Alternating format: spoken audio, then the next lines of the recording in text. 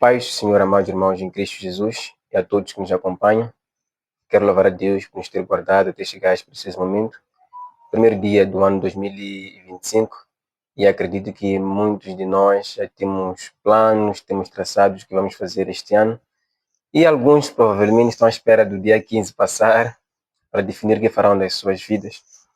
E queremos trazer uma mensagem nesta tarde, mas não é daquelas mensagens que têm a ver com os 5 passos de como ter sucesso no ano 2025. Trazemos algo mais profundo, algo que traz vida e esperança para todos nós: a morte. Por que que um cristão não deve temer a morte? E por que você que não é cristão não deve temer a morte e se agarrar a Cristo Jesus, nosso Senhor e Salvador? Eu gostaria de ler aqui uma citação de um homem chamado Blaise Pascal, bem antes de chamar o professor Isaías para fazer a sua exposição, que diz: o divertimento é a fuga de nós mesmos, da nossa miséria, mas é a nossa máxima miséria, porque nos proíbe olhar para dentro de nós mesmos e pensar. É assim que nos comportamos e nos sentimos. Ninguém quer refletir sobre a morte, todos fugimos sobre a morte. Mas, como disse certa vez Eurípides, a morte é uma dívida que todos nós devemos pagar. Então não tens por que temer a morte. E penso que o professor Isaías vai explicar isso com muita clareza e de forma acurada. Então fique conosco, espero que essa mensagem seja proveitosa e que Deus seja glorificado por isso.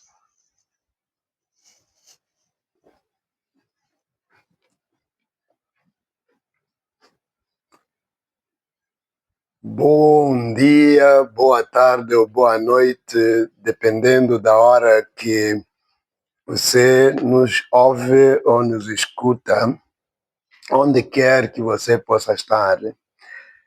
Todos nós acabamos de passar um ano não muito fácil, um ano complexo, com várias tribulações, inquietações e não poucas incertezas. No meio de tudo isto, alguns quase que desistem se vão fazer planos a longo prazo ou se vão correr rapidamente e fazer o que podem fazer enquanto o tempo lhes permite. Essa sensação é muitas vezes resultado da incerteza se ainda poderá ter o ensejo de viver por muito tempo. Isso porque já está impregnado em nós, como seres humanos, que depois da queda do homem, o resultado é a morte. E essa morte é algo deplorável para todos nós. As pessoas se sentem aterrorizadas com a ideia da morte. O que devemos pensar sobre o porvir, a vida depois da morte? Porque entendendo o que a vida vai ser depois da morte, isso vai nos ajudar a podermos fazer uma análise mais acurada sobre como nós devemos olhar para a morte. Portanto, eu quero, nesta hora, tentar encorajar-te a perceber que a morte faz parte da equação da vida e não há como dela fugir. O melhor é estar pronto como encará-la. A morte tem sido definida como uma consequência do pecado e é vista como um portal para a vida pós-morte. A morte física é considerada uma separação entre o corpo e o espírito, mas a alma continua a existir e espera pelo juízo final.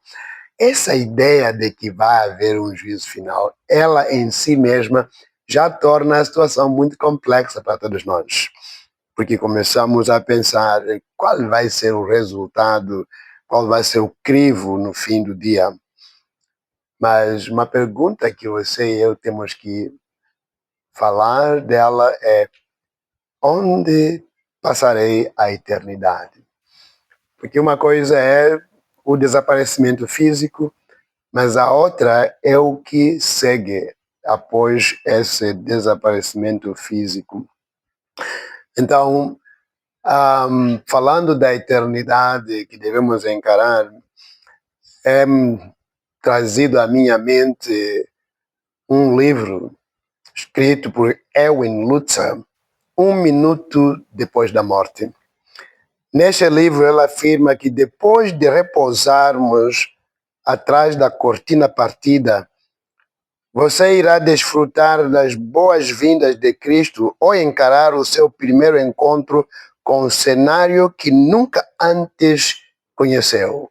Um cenário deplorável, assustador, não por um minuto, mas para sempre. De uma ou de outra forma, o teu futuro estará determinado de forma irrevogável e eternamente irreversível. Ele vai assim. Qual deve ser a postura do cristão perante a morte? É necessário deixar-se levar com o medo da morte, seja você cristão ou não cristão, por causa das circunstâncias que nos rodeiam, por causa do caos e tudo que nós podemos observar. Eu quero me recorrer hoje a duas irmãs que perderam um ente querido, seu irmão. E quando olhamos para essa narrativa que a Bíblia apresenta, somos levados a pensar que realmente a vida não para aqui. A vida vai muito mais do que nós podemos imaginar. Então, em João capítulo 11, versículo 25, começa assim. Disse-lhe Jesus, eu sou a ressurreição e a vida. Quem crê em mim, ainda que esteja morto, viverá. E todo aquele que vive e crê em mim, nunca morrerá. Crês tu nisto? Depois o texto vai continuar dizendo, disse-lhe ela, sim, Senhor, creio que tu és o Cristo, o Filho de Deus, que havia de vir ao mundo. E dito isto, partiu e chamou em segredo a Maria, sua irmã, dizendo, o mestre está cá e chama-te. Esse texto, podíamos lê-lo todo completamente. Veríamos aqui a maneira como entendemos o nosso destino e que vai ser o futuro. Na teologia da Maria e da Marta, nós aprendemos que é muito fácil a gente saber sobre o futuro, sobre a ressurreição, sobre o fim dos tempos, mas há uma grande necessidade de não desassociar a nossa teologia das nossas convicções. O que nós cremos e como nós vivemos. A Marta e a Maria conheciam muito bem que, sim, senhora, a morte ia chegar e no fim dos tempos a ressurreição ia acontecer. Era uma boa teologia. Porém, quando confrontado com a morte do seu próprio irmão e Jesus lhes fala, olha, calma aí, não é para ficarem atemorizadas, porque aqui vai acontecer a ressurreição desse vosso irmão. Não podiam conseguir conciliar a sua teologia com a sua vivência e as suas convicções. Conseguiam ver o que a teologia diz sobre o fim dos tempos, mas não podiam perceber que haveria uma mudança imediata na vida do seu irmão. E Jesus teve que dizer, eu sou a ressurreição e a vida. E Jesus teve que chamar a atenção se criam que ele era a ressurreição e a vida. Tudo isto para mostrar que a vossa crença, a vossa teologia não podia ficar desassociada das vossas convicções. Mesmo hoje nós encontramos pessoas, nesses momentos que estamos a viver, são terríveis. Pessoas a dizer, não sei o que a vida vai ser, e ficamos todos, não só nervosos, mas aterrorizados com tudo o que vai, e o medo ataca as nossas vidas. Eu quero dizer para você que você pode sim viver sem esse medo da morte. Você não precisa ter esse medo da morte por uma simples razão. Primeiro, quem dá a vida é Deus e quem tira a vida é Deus. Não está nas tuas mãos o crivo se você vai viver 50, 100 anos. Não está nas tuas mãos o crivo para onde tu vais, porque Deus o tem definido e tem eleito os céus para viverem onde e como devem viver. Então, eu quero nesta hora trazer-te à memória que como cristão não deves ter medo. Primeiro, porque Deus é o autor da vida. Segundo, porque Deus é quem determina a morte. E terceiro, cabe a ti e a mim aceitarmos o crivo de Deus. E como é que você pode não ter esse medo? Aliás, o salmista, no Salmo 23, versículo 4, ele nos dá essa palavra de encorajamento que não precisamos de ter o medo da morte. E ele diz no versículo 4 de Salmo 23, ainda que eu andasse pelo vale da sombra da morte, não temeria mal algum, porque tu estás comigo.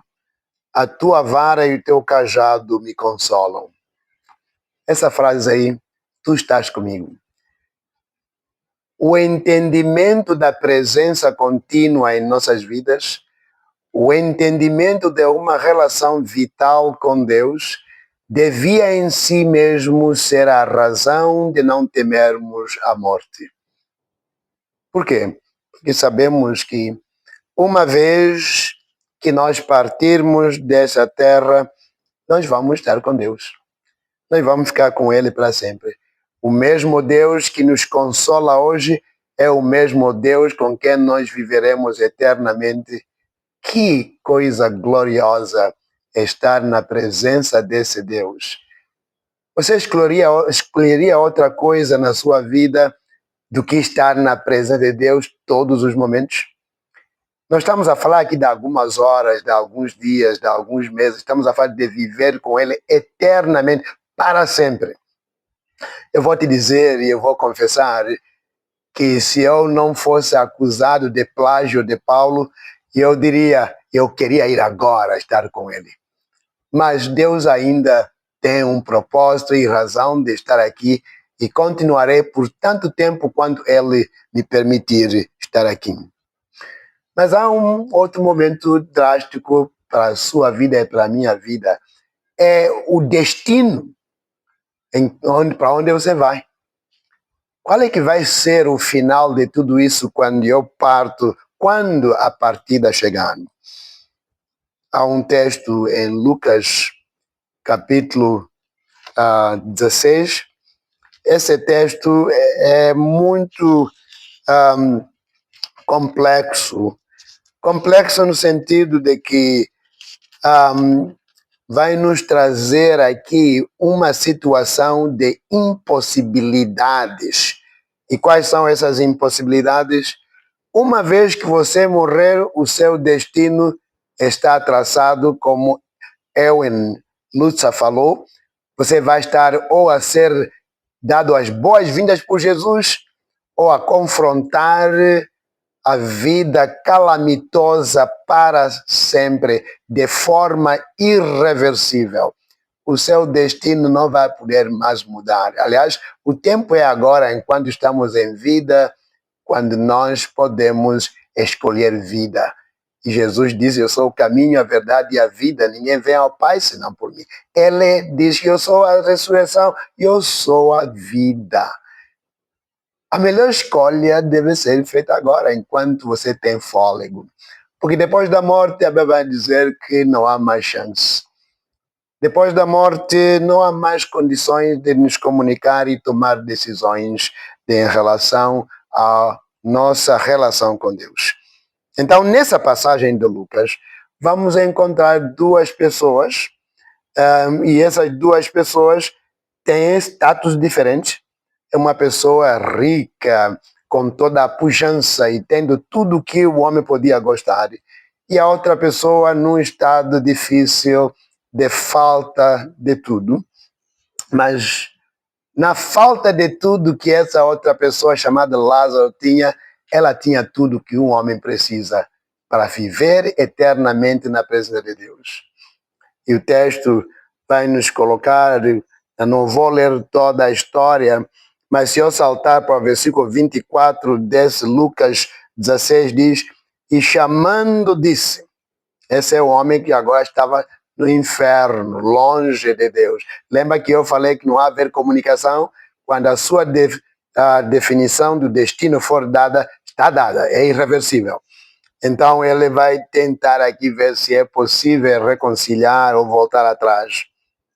E chamando disse, Pai Abraão, tem misericórdia de mim e manda Lázaro que molhe na água a ponta do seu dedo e me refresque a língua, porque estou atormentado nesta chama. Esse é o estado irreversível. Que se você não tiver Jesus neste momento e não tiver essa relação com Deus agora, esse é o estado. Um estado de sofrimento eterno. Sei que as pessoas acham que não é politicamente correto falar que você vai para o inferno. O inferno é este lugar de sofrimento eterno. Aqui o homem não tinha mais condições, estava a tentar ver se é possível conseguir alguma ajuda. Então, versículo 25 diz, disse, porém, Abraão, filho, lembra-te de que recebeste os teus bens em vida, e Lázaro somente males. E agora este é consolado, e tu atormentado. E além disso, está posto, escuta isso bem, está posto um grande abismo entre nós e vós, de sorte que os que quisessem passar daqui para vós não poderiam, nem tampouco os de lá passarem para cá. E disse ela, rogo-te, pois, ó Pai, que mandes a casa do meu pai. A ideia agora é ver se pode advertir os outros que não tomaram a decisão em tempo. Então, aqui vai o versículo 28, diz, pois tenho 5 irmãos para que lhes dê testemunho, a fim de que não venham também para este lugar de tormento. Disse-lhe Abraão, tem Moisés e os profetas, ouçam-nos, outras palavras, eles têm a Bíblia. Estão em tempo de poder ouvir a voz de Deus através da Bíblia e tomarem a decisão que não lhes conduzirão para o mesmo lugar de tormento em que tu estás agora. Versículo 30 vai dizer, e disse ele, não, pai Abraão, mas se algum dos mortos fosse ter com eles, arrepender-se-iam. Porém, Abraão lhe disse, se não ouvem a Moisés e os profetas, outras palavras, se eles não estão atentos para ouvir o ensinamento da Bíblia, a palavra de Deus, não tampouco acreditarão ainda que algum dos mortos ressuscitasse. Amado, eu tenho aqui 2 coisas a dizer. Uma coisa simples é, de acordo com essa passagem, há um abismo total entre os que vão para o inferno e os que vão para o céu. Não, haverá uma incomunicabilidade entre esses 2 setores. Uma vez lá, sempre lá. Seja no inferno, seja no céu. Então, como é que você vai sair desse dilema? Desse dilema você sai agora, quando você pode dar ouvido à mensagem de convite que Jesus te dá, quando ele diz aí, vinde a mim, todos vós, que estáis cansados e oprimidos, eu vos aliviarei. Quando ele diz, e conhecereis a verdade vos libertará. Quando ele diz que eu sou o caminho, a verdade e a vida, ninguém vem ao Pai senão por mim. Então o caminho está aberto, o convite está aberto, e certamente os eleitos de Deus ouvirão essa voz e responderão, e a ele irão, e com ele viverão para sempre.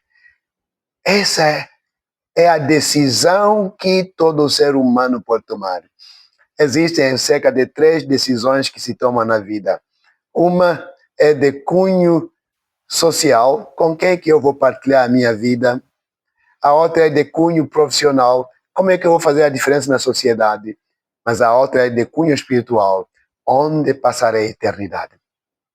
E essa é uma pergunta que só pode ser respondida por reconhecer que você é pecador, morto em seus pecados e delitos, com uma situação irreversível, fora da vontade e intervenção de Deus.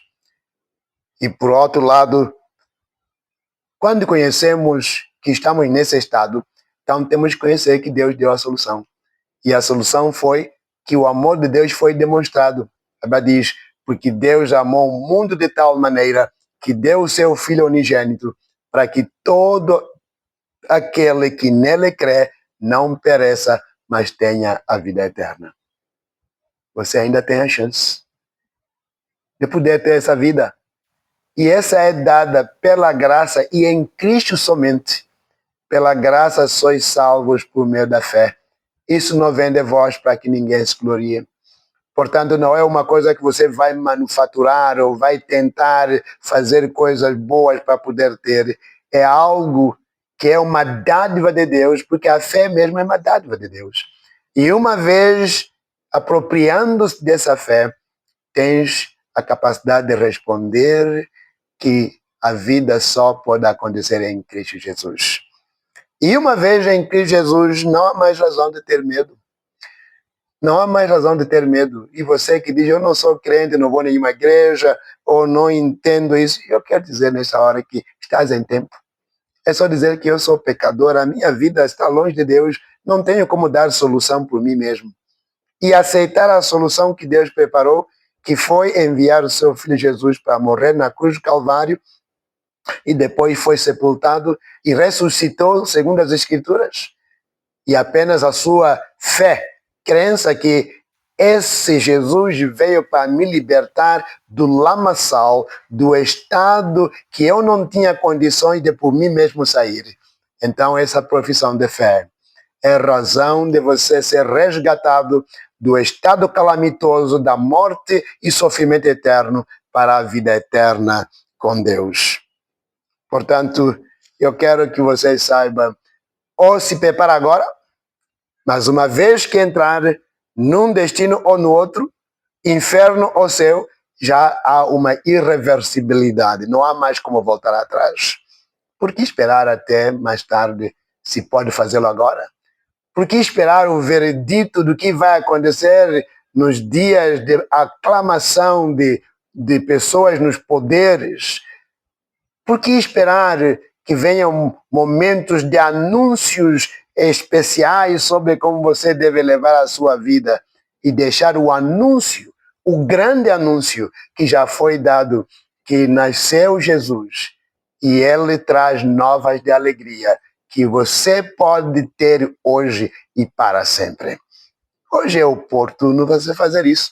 Enquanto me escutas, pode pausar o seu telefone e puder dizer, Senhor Jesus, eu sei que eu sou pecador e sei que estou a passos largos para o inferno, mas também sei que tu morreste na cruz do Calvário e a tua morte que permitiu o derramamento de sangue sem o qual não há remissão de pecados, ela é a única fonte que eu tenho para que eu possa ter a vida para sempre.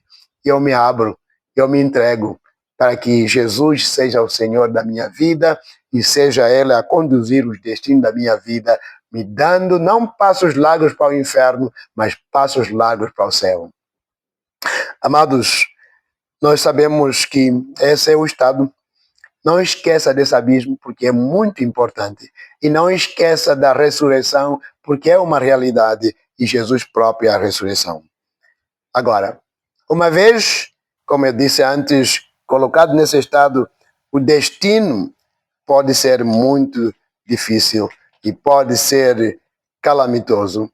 Acho que Daniel chegou a perceber isso e ele nos deixa algumas palavras que você não precisa de ter dúvida como é que vai ser o futuro da sua vida, dependendo de onde tu estás com Deus. Daniel capítulo 12, o versículo 2 vai dizer, e muitos dos que dormem, aqui dormir não é sono, é morrer, é separação do seu corpo e do seu espírito, é aquela ausência física que todos vão ficar chorando e te acompanhando ao cemitério. Então ele diz, e muitos dos que dormem no pó da terra ressuscitarão. Essa palavra é chave ali. Uns para a vida eterna e outros para vergonha e desprezo eterno. Percebe essas palavras? Há um denominador comum. Tanto o que crê em Jesus, tanto o que não crê em Jesus, ambos ressuscitarão. E ambos irão à eternidade. Mas o problema não é se vão ressuscitar, o problema não é se vão entrar à eternidade, a questão é onde você vai passar essa eternidade. Segundo Daniel aqui, diz que uns para a vida eterna, esses são aqueles que creem em Jesus, e outros para vergonha e desprezo eterno. Eu acho que não há palavras tão duras de colocar esse cenário. Eu não consigo olhar para a sua cara se eu pudesse olhar para cada um dos que nos vêm hoje e conseguir, num bom tom, dizer, ok, podes ir a passos largos para o desprezo e vergonha eterno. O meu apelo para você, enquanto é dia, no meio de todas essas situações, mergulhados nesse caos que nós passamos, é um tempo que você pode se dar a oportunidade para parar e dizer, por que eu vou ser orgulhoso de que eu posso fazer as coisas da minha maneira? Enquanto Deus já preparou a solução, enviando Jesus para morrer na cruz, sepultado, ressuscitado, e apenas bastando crer nele pela fé e aceitá-lo para me conduzir à vida eterna. Há um destino bom. Finalmente, deixa dizer que há destino. Esse destino que eu acabei de mostrar em Apocalipse vai nos colocar uma palavra muito interessante. Estamos terminando.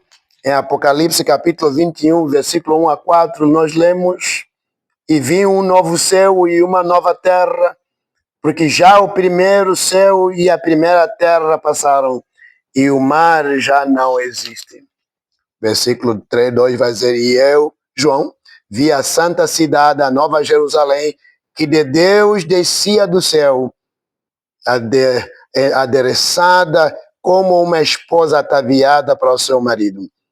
E ouvi uma grande voz do céu que dizia: Eis aqui o tabernáculo de Deus com os homens, pois com eles habitará, e eles serão o seu povo, e o mesmo Deus estará com eles, e será o seu Deus. Veja agora o versículo 4.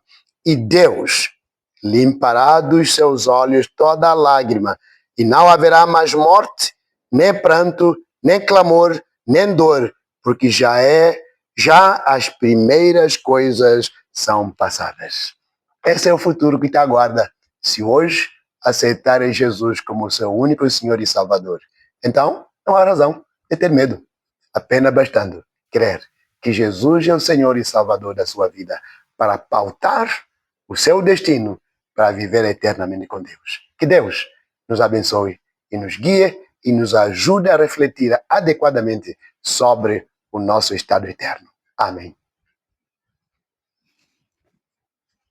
Bom, espero que esta mensagem tenha sido proveitosa para todo aquele que nos vê. Não sei se será pela tarde, pela noite, ou nos verá pela manhã. E que não tema, como o professor disse neste momento, e como John Owen dissera em termos pretéritos, houve morte da morte com a morte de Cristo. Amém. Então podemos alegrar. Que Deus te abençoe e que não tema o caos que vivemos, e saiba que Cristo venceu a morte e nele podemos confiar. Amém.